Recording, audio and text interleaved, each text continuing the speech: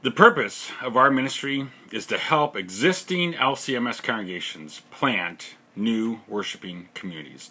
And we do this through the development of house church planters who work under the supervision of the regularly called and ordained LCMS pastors serving those congregations. The training that we offer is broken down into two parts. The first part is prayer, and the second part is planting. And that's how the homepage of our website is organized.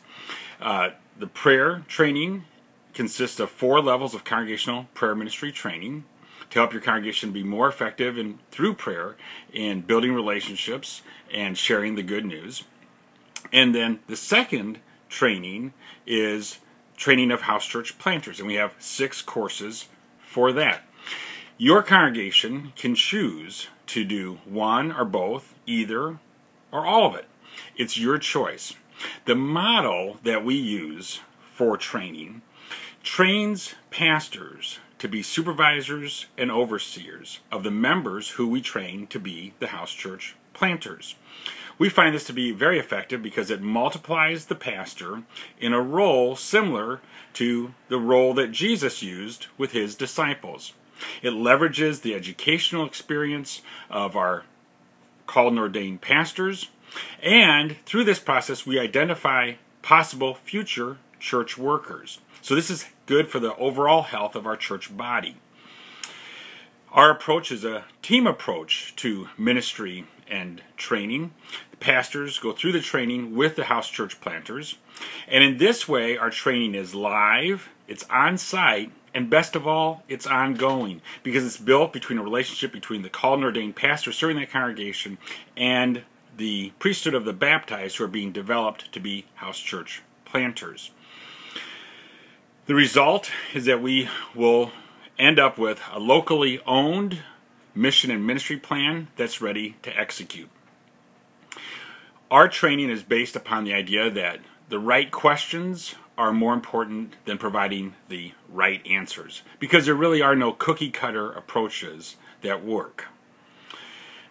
The fact of the matter is that 65% of most of our church members are not in church of their own free will on a given Sunday.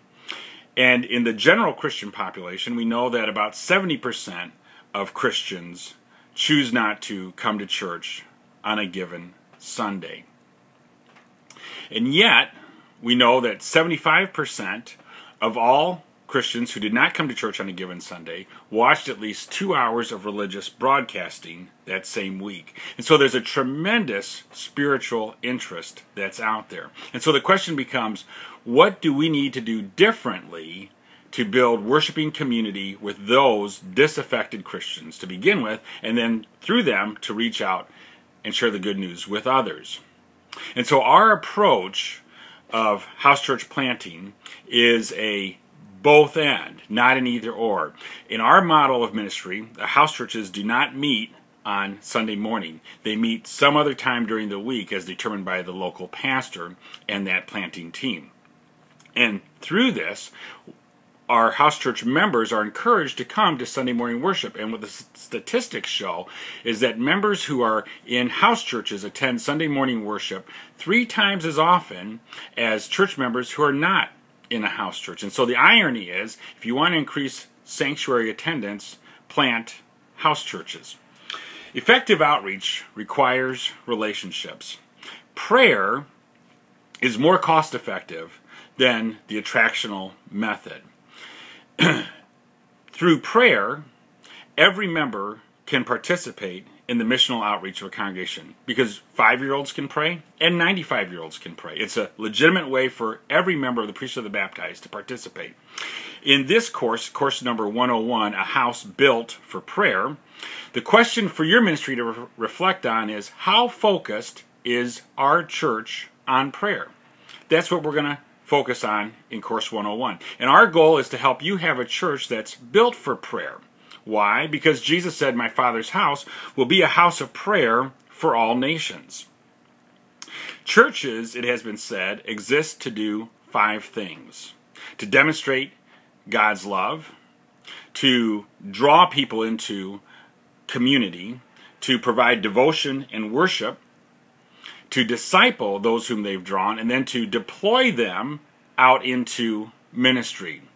Through Course 101, you will receive training in how to integrate prayer into these 5 pillars of ministry. You'll be equipped to train your staff, your leaders, your committees, and your members in utilizing prayer for relationships.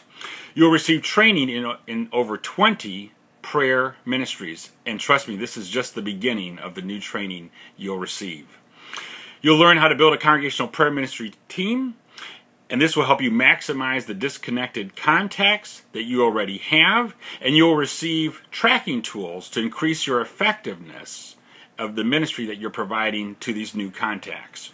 You'll get plugged into ongoing prayer ministry support with me and our national network, and we will help you create a mission and ministry plan that's appropriate to this level of congregational prayer ministry for your church, and you will receive resources that you can put to immediate use to help you communicate your congregational prayer ministry to your church and to your larger community.